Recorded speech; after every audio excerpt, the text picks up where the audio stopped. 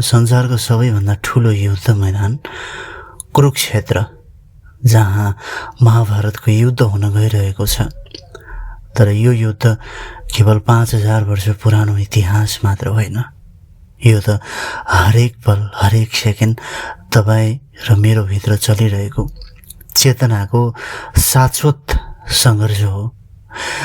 जब युद्धको शङ्ख बज्छ, तब अहङ्कारले भरिएको दुर्योधन आफ्ना गुरु द्रोणाचार्यको नजिक पुग्छ र पाण्डवहरूको सेनालाई देखाउँदै भन्छ, पश्वैतां पाण्डपुत्रणाम् आचार्य महन्ती चमोमम व्यूढा द्रुपदपुत्रेण तब शिश्रेण धीमतः।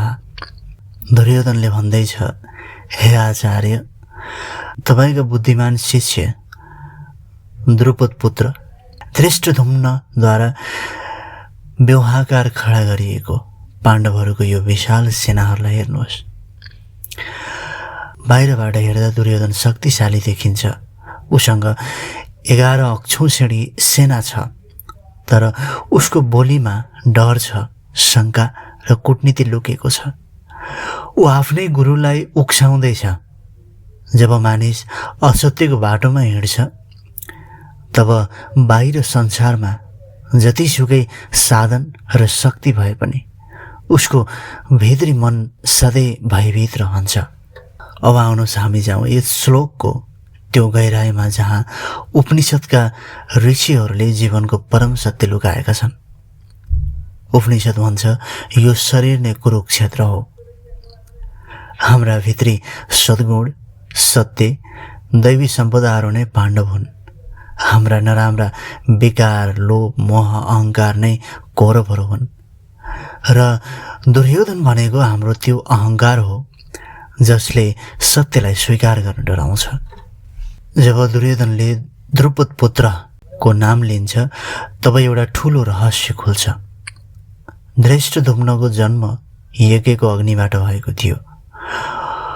उपनिषदमा अग्निलाई जागृत वृत्ति र आत्मज्ञानको प्रतीक मानिन्छ। जब तपाईँको भित्र ज्ञानको त्यो अग्नि बलिसक्छ, तब पुराना अज्ञान र सीमित सांसारिक संस्कारहरू जसलाई द्रोणाचार्यले दर्शाउँछन्, स्वत नष्ट हुन थाल्छन्। अहङ्कार सधैँ यसै कुरामा डराउँछ, किनकि यदि तपाईँमा ज्ञान जाग्यो भने उसको अस्तित्व समाप्त हुनेछ। र यही कुरालाई वेदहरूले हामीलाई रीत अर्थात् ब्रह्माण्डीय नियम र न्यायको मार्ग देखाउँछन्। दुर्योधनले पाण्डव सेनाको जुन महन्ती चमोम विशाल व्यूह रचना देखाइएको छ, त्यो वास्तवमा हाम्रो मन र इन्द्रियहरूले बुनेको संसारको मायाजाल हो। जीवनमा आउने समस्याहरू कहिलेकाहीँ यस्तै अभेद्य व्यूह जस्तै लाग्छन्। रोग, भोग, असफलता र मानसिक अशान्तिले हामीलाई घेरेको जस्तो देखिन्छ। तर वेदको महावाक्य भन्छ कि तत्त्वमसि, तिमी त्यो सर्वव्यापी ब्रह्मा हो। तिम्रो आत्मा यी सबै चुनौतीहरूभन्दा धेरै माथि र शक्तिशाली छ।